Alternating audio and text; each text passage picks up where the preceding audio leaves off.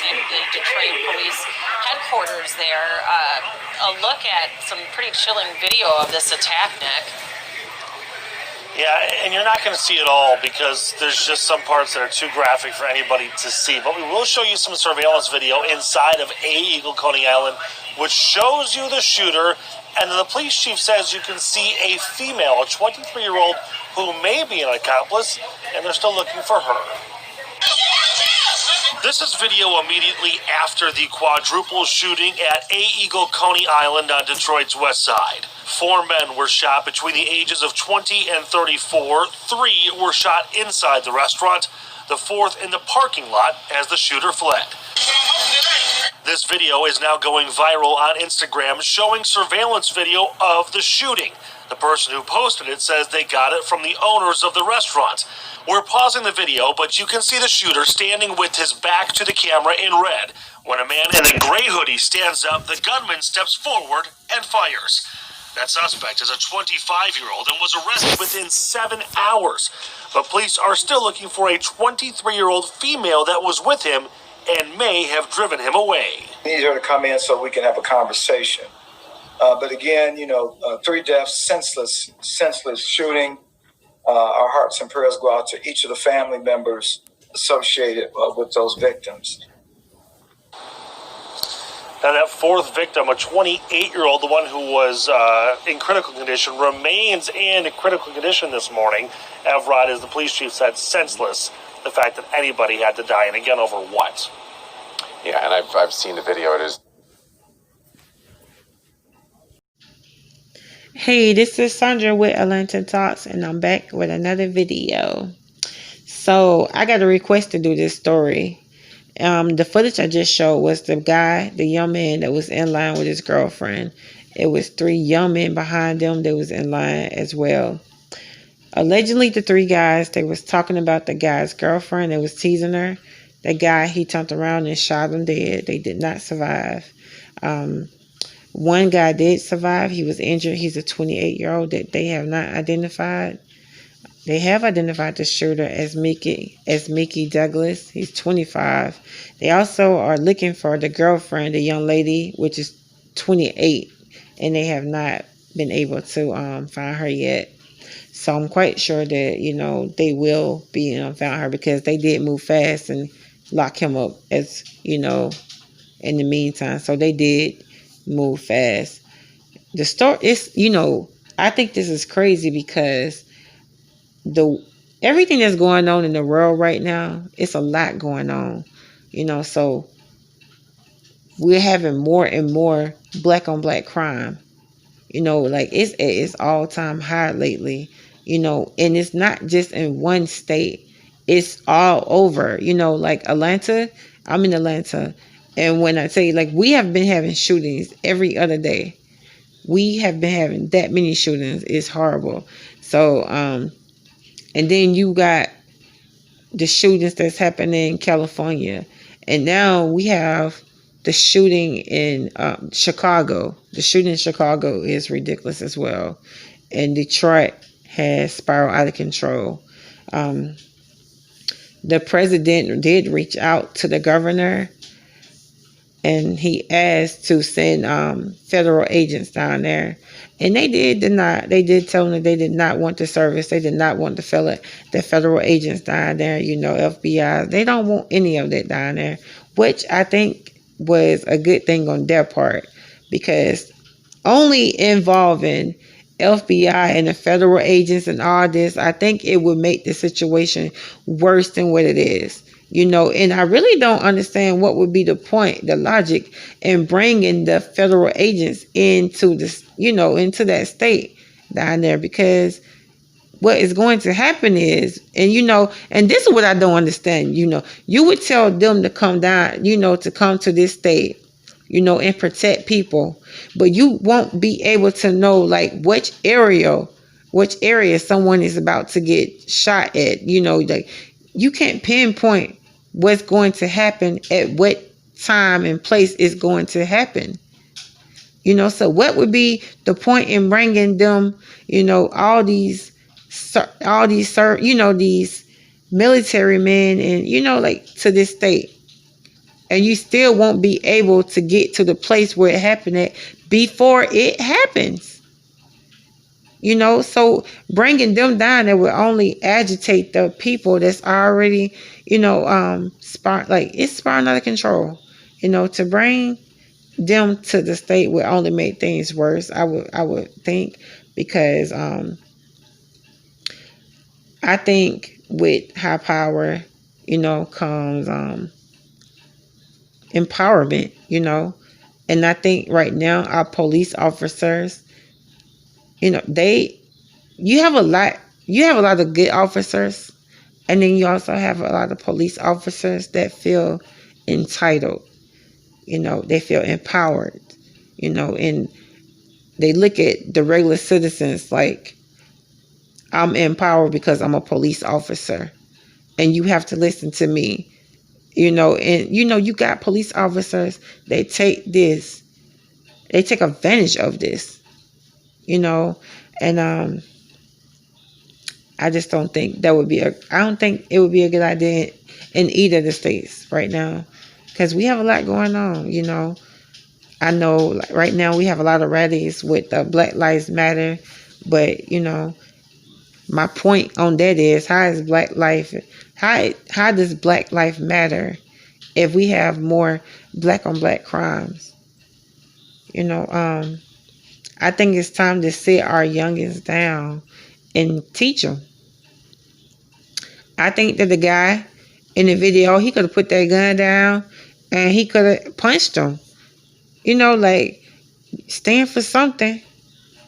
He should have put the gun down and he should have punched him, or they could have fought or whatever. But no one would have died. No one would be dead right now. This man wouldn't be ready to spend the rest of his life behind bars, because that's what's happening right now. He's been charged with 3 counts of first-degree murder. He was a felon. He had just paroled out back in 2018. So that means that he violated parole anyway. And they are looking to get him life in prison. So, he's only 25, and as much as I want to say, this is it's a careless act. But I feel bad for all parties involved, because it's always a way to handle things without it getting this far, to someone being dead and someone now being about to go to prison for the rest of his life. That's what's happening. That's what's about to happen. So everybody lose on both sides of the family, and it's really becoming sad. Like, what are we coming to as people? We sit here and we come to the Caucasian people and we tell them, Black Lives Matter, and they don't respect us, and they this and they that. But how far can we go with this if we're killing each other? That's just like the 8-year-old girl, the little girl who got shot in Atlanta, right there at the Wendy's, and she got shot, and they said that she shouldn't have crossed the barrier. But really, when you have a kid, things happen. Someone that used to back, you could have a kid in the backseat who's crying and screaming, and you could have a kid that's hungry, an infant, or you could have a baby that's a child that has to use the restroom. Things happen when it comes to kids, and I think that we need to understand, like, everything is not going to be better by using violence. And I think that the violence has gotten out of control at this point. I think that we as people need to take a step back, and we need to examine ourselves. We need to figure out what's the best way to handle the situations that we are dealing with without being violent, without putting violence in place. And I truly feel bad for everyone involved. The 3, because you have 3 families that just lost their baby because their family member. And not only did they lose that family member, but now the guy who shot him, he's about to go to prison for the rest of his life. It's just more black on black, and I'm not trying to minimize anything that the young man did, because he was wrong. He was very wrong.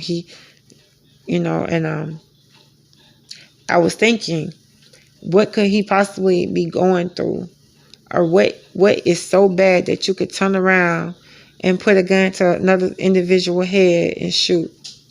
Not one, but three. You shot three young men, point blank. You shot them. And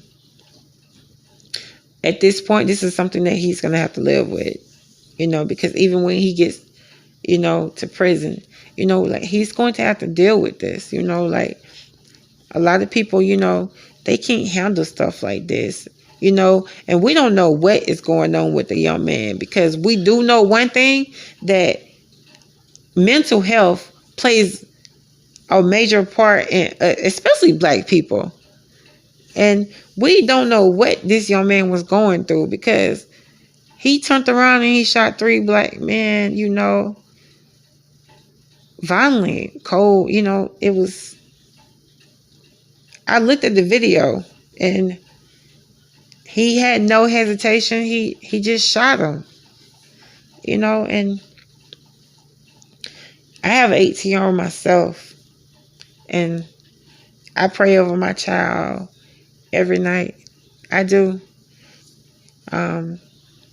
You see these people that was at the Coney Island store, but the thing is, like, you could be at the store and wrong time, wrong place, and you're dead. A stray bullet. A stray bullet. So, a lot of times we have the excuses of they shouldn't have went there, and they shouldn't have been here, or they shouldn't have did this, and they shouldn't have did that. But let's just be for real. It be the smallest things that could get you killed, because let me tell you, a stray bullet doesn't have anyone's name on it. You could be going to a convenience store and someone is shooting at someone else, and by the time you get out with your kids at this corner store, this convenience store, that stray bullet go, because you got two young teenagers shooting at each other. Probably, and a lot of time lately, it's been about game. So you just use violence, gang activities to take out innocent people. And the first thing we want to say, it's crazy.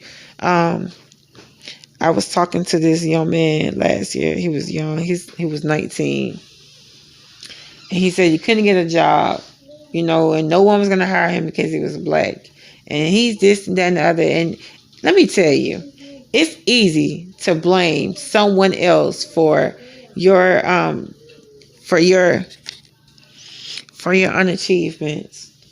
But what I am thinking is, I hope to God that he gets to at least live while he's in prison. I don't think, that's another thing. I don't even know if they even do the death penalty. I know he probably would be death row. He probably would be on the death row thing. But I don't even know how that would go, because I don't even know the state law. That would be something that I would look up, and I probably would. When I do an update to this story, I would definitely let everyone know about this, though. But I don't know, like, I'm really at a loss for words right now, because it's so much gun violence going on right now around. It is everywhere. It's not in one particular state. It's all over. It is all over, and these are our black men. These are our black kids. They're either dying or they're going to prison. And it's sad, man. It's very sad, you know. But I'm gonna pray for the family that lost the three families that just lost their kids. I mean, because it's a horrible thing when you have to bury your own kids. You know, I don't want to never outlive my kids. I never want to outlive them. I want them. I want them to live. You know, I want them to live a long and healthy life. I really do, and I wish that for all my kids. You know, and words can express. You know what these families are going through. But I am going to do. I am going to do an update on this story. So we will, like, I will let you know if, like, he had the kid, if the men have families and everything and kids and everything. But, you know, like, what we do know is everyone has a mother and everyone has a father, you know. So with that, I'm going to leave tonight and have a marvelous night tonight, you guys.